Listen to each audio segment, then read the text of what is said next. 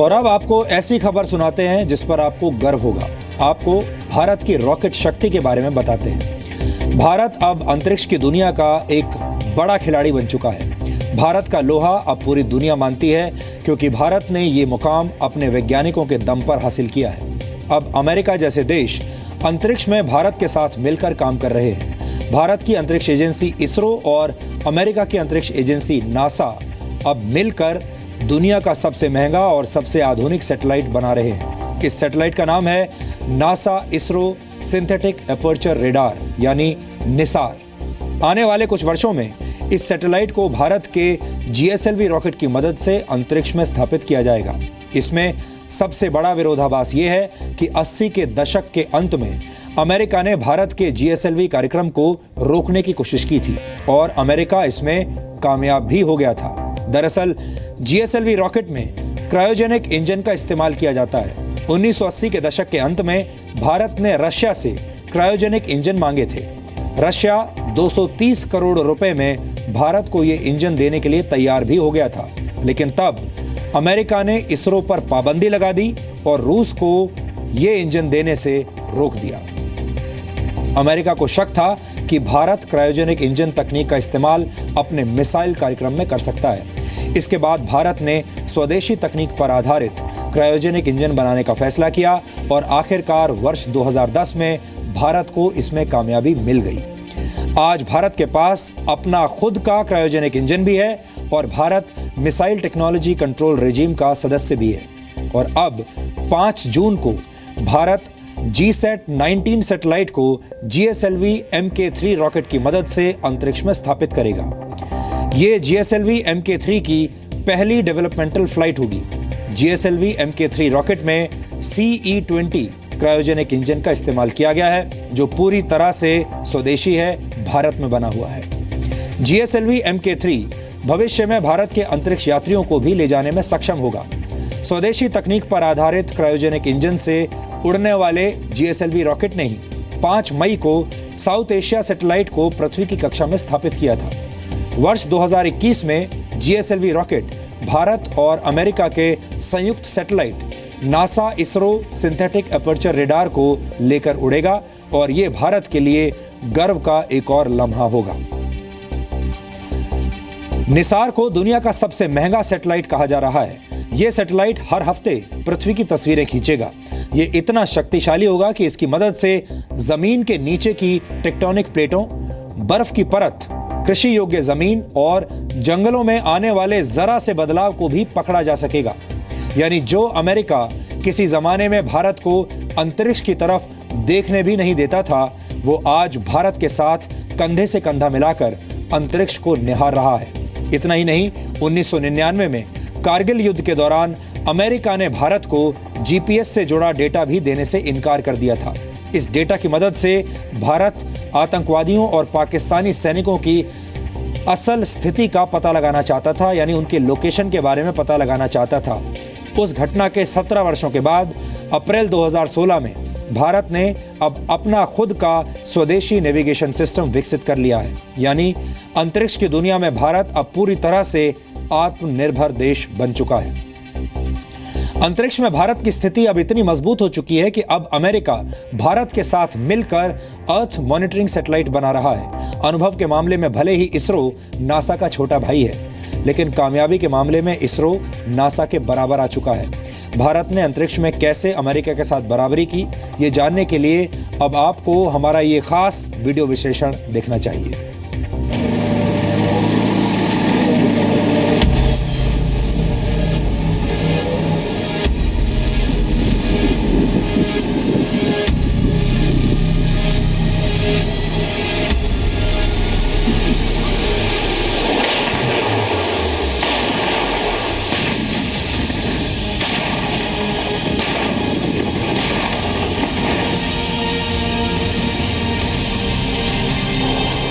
कारगिल की ऊंची ऊंची पहाड़ियों में छिपकर दुश्मन भारत पर वार कर रहा था, तब भारत ने अमेरिका से मदद मांगी।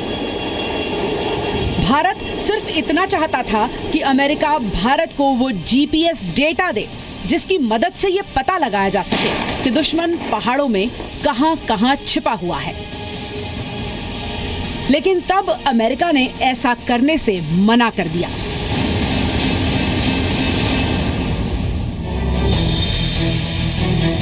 भारत रूस से क्रायोजेनिक इंजन तकनीक हासिल करना चाहता था ताकि कम खर्च में भारी सैटेलाइट्स को अंतरिक्ष में पहुंचाया जा सके।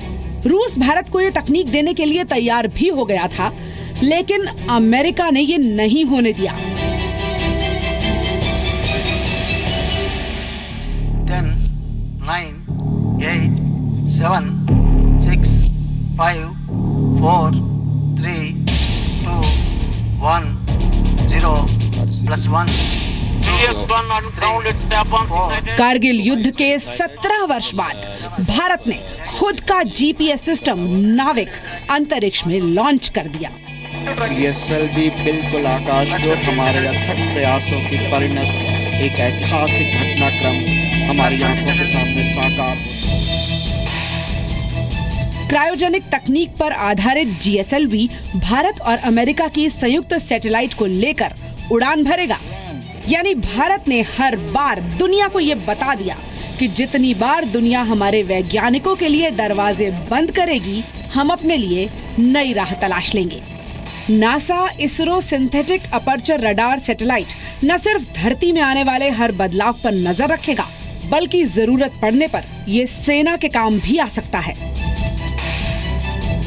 अर्थ इमेजिंग का अर्थ है कि रडार के जरिए बहुत ही शुद्धता की, बहुत ही बारीकी की तस्वीरें पृथ्वी की हम खींच सकते हैं।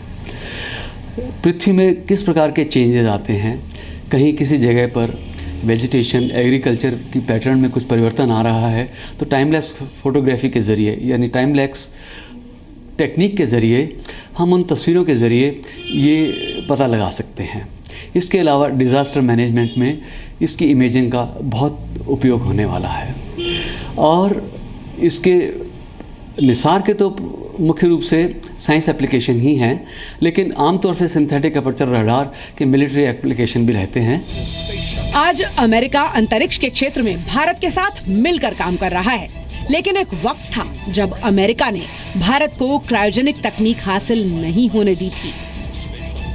अमेरिका को डर था कि भारत इसका इस्तेमाल लंबी दूरी की मिसाइल बनाने में कर सकता है, लेकिन आज करीब 2 दशक के बाद भारत के पास लंबी दूरी की मिसाइल भी है और क्रायोजेनिक तकनीक पर आधारित जीएसएलवी रॉकेट भी। एक ज़माने में जब अमेरिका ने क्रायोजेनिक तकनीक हमें देने से मना कर दिया था और रशिया पर भी दबाव डाला गया था कि वो क्रायोजेनिक तकनीक हमें ना दे, और आज इंडिया ने वो क्रायोजेनिक तकनीक न केवल बना ली है बल्कि हमने कामयाबी के कई झंडे भी गाड़ दिए हैं। तो अब उसी जीएसएलवी से, जियो सिंक्रोनस लॉन्च व्हीकल से ये सैटेलाइट लॉन्च होगा, जिसे हम निसार इसको नाम दिया गया। इसकी तकनीक जो है क्रायोजेनिक इंजन में ये -238 डिग्री फ़ारेनहाइट पर उसका तापमान होता है, जिस पर ऑक्सीजन और हाइड्रोजन गैसें जो हैं वो तरल बन जाती हैं और इस लॉन्च व्हीकल को इतनी गति देती हैं कि वो रॉकेट जो है 4.5 किलोमीटर पर सेकंड की स्पीड से उड़ान भरता है। तो ये अपने आप में एक बहुत जटिल तकनीक है। जीएसएलवी रॉकेट में जिस क्रायोजेनिक तकनीक का इस्तेमाल किया जाता है वो भारी पेलोड ले जाने में तो सक्षम है ही, इससे सैटेलाइट लॉन्च करने में खर्च भी कम आता है। इतना ही नहीं, जीएसएलवी की क्रायोजेनिक तकनीक का इस्तेमाल करके भारत के अंतरिक्ष यात्री जल्द ही ब्रह्मांड की गहराइयों में भी डुबकी लगा पाएंगे। अब इस अर्थ इमेजिंग सैटेलाइट से हम ये जान पाएंगे न केवल ग्लोबल वार्मिंग के बारे में, बल्कि हमारे ज्वालामुखी के बारे में, सुनामी के बारे में, बहुत सारे हमारे इकोलॉजिकल जो चेंजेस हो रहे हैं हमारे अर्थ में, और हमारे जो लैंडस्लाइड हैं, तमाम ऐसे जो हमारे जो बाढ़ है, फ्लड है, उन चीज़ों को हम और अब बारीकी से उसका अध्ययन कर पाएंगे। और इस सैटेलाइट में दिन और रात का कोई मायने नहीं है, ये हर समय काम करेगा और इसमें तमाम तरीके के आधुनिक उपकरण लगाए गए हैं। आने वाली 5 जून को जीएसएलवी मार्क 3 जीसैट 19 संचार उपग्रह को लेकर उड़ान भरेगा।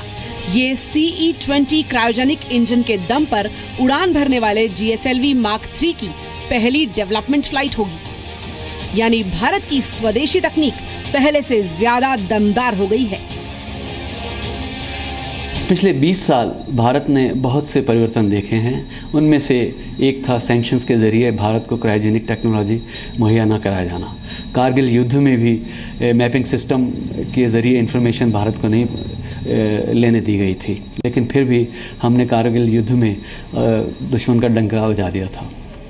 लेकिन इस दौरान में इसरो ने, देश के रक्षा संस्थानों ने बहुत कुछ प्रगति की है। आज हमारा जीपीएस सिस्टम है, हमें किसी और जीपीएस सिस्टम के लिए मोहताज होने की ज़रूरत नहीं। संचार व्यवस्था में हम बहुत मजबूत हो गए हैं। हमारे पास कार्टोसैट सैटेलाइट्स हैं, वो भारतवर्ष की स्थान की बहुत ही बारीकी से तस्वीरें ले सकते हैं। बैलगाड़ी और साइकिल पर अपना सफर शुरू करने वाले इसरो की कामयाबियों का लोहा अब पूरी दुनिया मान रही है। जल्द ही अमेरिका जैसे देश अंतरिक्ष के क्षेत्र में भारत के गाइड नहीं बल्कि 50-50 के पार्टनर होंगे, और तब आप भारत का तिरंगा अंतरिक्ष में भी लहराता हुआ देखेंगे। ब्यूरो रिपोर्ट, जी मीडिया।